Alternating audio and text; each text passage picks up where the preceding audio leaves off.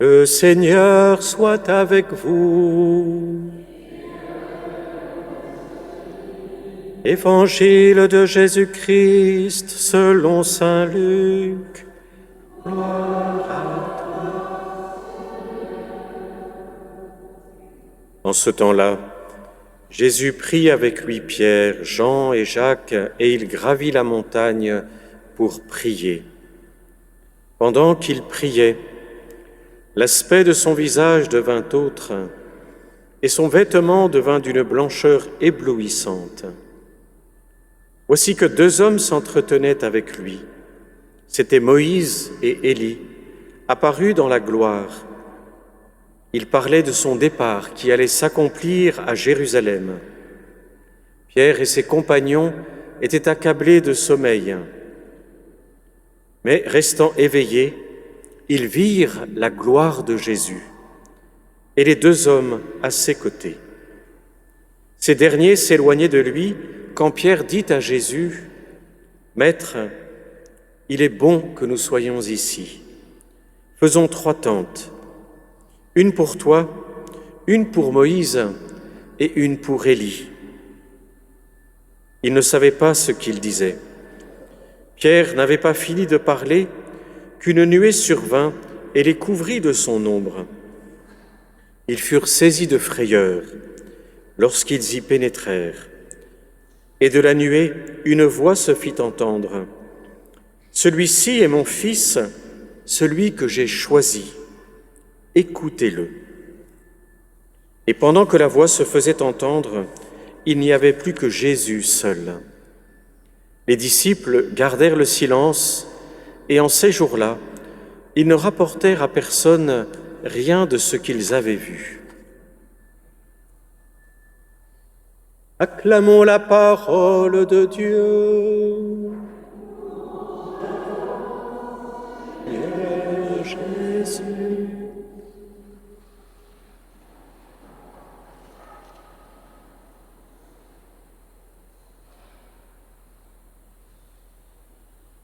Jean-Paul II avait utilisé ce passage de l'Évangile dans une de ses grandes méditations qui le caractérisait pour s'adresser notamment aux personnes consacrées, en faisant comme un lieu pour découvrir, comprendre le mystère de la prière.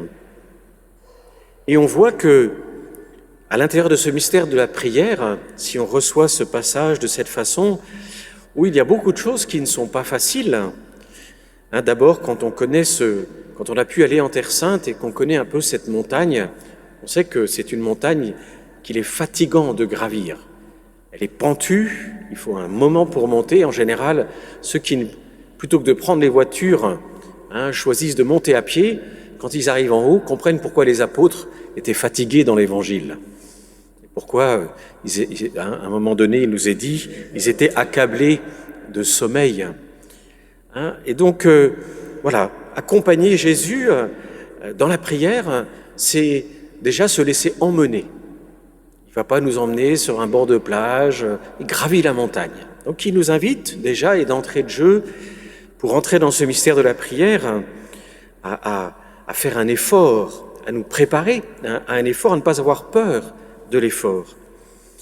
Et il y a un moment de grâce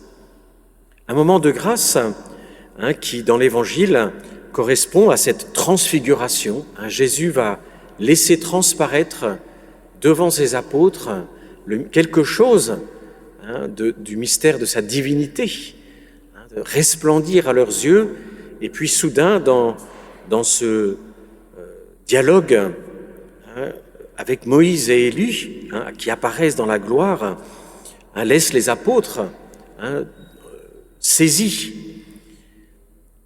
en voyant tout cela. Et on voit ils vivent cette expérience et ils n'en sont pas moins accablés de sommeil. Combien d'entre nous n'avons-nous pas fait cette expérience? Déjà, vous voyez que c'est un effort souvent d'aller prier. On prend de son temps, on arrive, parfois il y a eu des embouteillages, il y a eu ceci, il y a eu cela, il y a eu des contretemps. Donc on arrive à la prière, on se dit « je ne suis pas dans les bonnes conditions ». Pas plus que les apôtres ne l'étaient ici. Et on est accablé de sommeil. Et on se dit « mais le Seigneur me fait des grâces et je les reçois mal », comme les apôtres ici. En fait, ça va être important pour nous, parce que ça va nous apprendre, quelque part, à nous déposséder de la conception que nous avons de la prière, et puis nous déposséder peut-être, vous voyez, du fait qu'on aimerait que la prière soit juste quelque chose qui nous bénéficie. En fait, la prière va être quelque chose de beaucoup plus complet dans la vie chrétienne. La prière va être un lieu d'apprentissage. La prière va être un lieu comme un peu une école. Il y a les bons jours, il y a les moins bons jours. Il y a des jours où on est dans la lutte, il y a des jours où on est dans la lumière, il y a des jours où on est dans la paix, il y a des jours où on est dans la difficulté, dans la détresse. Mais tout ça fait partie intégrante de la prière. Et on le voit bien puisque Pierre, qui malgré le fait qu'il soit accablé de sommeil, comprend qu'il se passe quelque chose d'important. Et donc, il dit au Christ, « Maître, il est bon que nous soyons ici. Faisons 3 tentes. » Ça veut dire, écoute, il est si bon d'être ensemble, restons-y. Et on voit que l'évangéliste nous dit, il ne savait pas ce qu'il disait. Autrement dit, Pierre n'est pas en parfaite harmonie avec ce qu'il se passe. Il ne comprend pas tout ce qu'il se passe. Et c'est important aussi pour nous, parce que bien souvent dans la prière, on ne comprend pas tout ce qu'il se passe. On peut s'en culpabiliser, mais ça ne sert à rien. Il vaut beaucoup mieux cette attitude d'humilité où on accepte que l'on vit des choses qui nous dépassent, on vit des choses qui nous échappent, et ne pas en avoir peur. La prière, c'est pas un lieu où on est en contrôle. Puis Jésus serait le copilote, donc il est quand même censé obéir un peu à nous qui tenons le volant. C'est juste l'inverse. Dans la prière, on a dit au Seigneur, prends le volant. Et moi, je suis copilote. Et en fait, on est presque plutôt derrière. C'est-à-dire que c'est lui qui nous emmène avec lui. Et on pourrait, si on voulait prendre un peu l'image, il a la Sainte Vierge comme copilote, il est là devant et c'est lui qui nous emmène. Et nous, on l'accompagne, on est avec lui. On apprend à lui faire confiance. Mais on perd la maîtrise de ce moment. La prière est un moment que l'on donne à Dieu dans la confiance et on accepte qu'elle est ce qu'elle est. On ne juge jamais sa prière. Jamais. On n'a pas à se dire « ma prière aujourd'hui était bonne, aujourd'hui elle était mauvaise ». Vous n'en savez rien. Peut-être que vous avez lutté, vous avez fait ce que vous pouviez, c'était difficile, parce que votre vie est difficile, ou parce que la nuit était difficile, ou parce qu'il y a des circonstances difficiles, mais vous êtes là, et vous persévérez. Et peut-être que cette prière-là a beaucoup plus de valeur aux yeux de Dieu que celle où vous êtes saisi par la grâce, donc vous n'avez strictement rien à faire, c'est Dieu qui fait tout. Il vous a libéré des distractions, il vous a libéré de ce qui vous bloquait, donc tout est simple et beau. On se dit, mais ça c'est la prière. Mais non, la prière, c'est aussi bien l'un que l'autre. La prière, parfois, c'est parce qu'on est sec, de prendre la parole de Dieu et de la méditer. La parole de Dieu, parfois, c'est de prendre son chapelet parce qu'on a trop de distractions, ou bien parce que ça nous aide. La prière ne doit pas être réduite aux effets que nous expérimentons. La prière ne doit pas être réduite à la manière dont nous la percevons. La prière, c'est quelque part toute notre relation avec le Christ, toute notre relation à Jésus. Yannick, reste là. Voilà. C'est toute notre relation à Jésus qui se joue là, mais d'une façon qui nous dépasse. Le saint curé d'Ars disait, on gagne dans la prière, alors c'est vrai que lui, il priait tôt le matin, on gagne dans la prière toutes les grâces dont on aura besoin pour la journée. Et donc, il y a des moments, c'est difficile, parce qu'on est dans la lutte, mais à travers ces luttes, il y aura un fruit que peut-être nous ne saurons pas discerner, mais qui sera la présence de Dieu dans notre journée, par la persévérance ou la patience, ou par la manière de vivre une situation particulière, de ne pas se laisser abattre, de garder la foi, de garder l'espérance. Autrement dit, les fruits de la prière vont se manifester souvent à travers beaucoup de vertus, beaucoup de choses, tout au long de la journée, mais pas à travers des choses dont nous avons la maîtrise. C'est pour ça qu'il est tellement important de garder confiance dans la prière, de persévérer dans la prière, de reprendre ce mystère de la prière, parce que c'est la clé de toute la vie chrétienne. C'est pour ça que dans le catéchisme, on regarde d'abord ce en quoi nous croyons, ensuite on regarde les commandements, c'est-à-dire ce qui éclaire notre vie morale, notre vie chrétienne, les sacrements, la liturgie, dans laquelle on est régénéré par la grâce de Dieu, et puis on termine, la 4e partie du catéchisme, c'est toujours la prière. Parce que c'est dans la prière que finalement, toute cette relation à Dieu va se vivre, va se décliner de mille et une façons. Et il ne faut pas avoir peur de se retrouver, comme Pierre, qui n'ayant pas fini de parler, voici qu'une nuée survint et les couvrit de son ombre. Autrement dit, quelque chose arrive qui le prend par surprise, auquel il ne s'attend pas, qu'il ne sait pas interpréter, qu'il ne sait pas comment il faut le saisir. Alors qu'est-ce qui se passe? Ils furent saisis de frayeur. Et donc, voir que dans ce mystère de la prière, il y a tellement de choses différentes. Parfois, on peut être déconcerté dans la prière. Ça ne rend pas la prière invalide, ça ne rend pas la prière stérile, ça ne rend pas la prière inutile. Ça veut simplement dire que dans ce moment particulier, le Seigneur nous demande humblement d'accepter quelque chose que nous ne comprenons pas.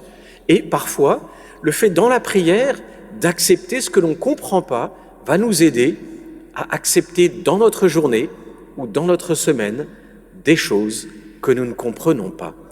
Il y a un va-et-vient constant, permanent, entre la prière et la vie, entre la vie et la prière. On ne peut jamais séparer la prière de notre vie. La prière nous prépare à notre vie, et la vie peut nourrir notre vie de prière. Elles vont constamment de pair, elles vont constamment ensemble.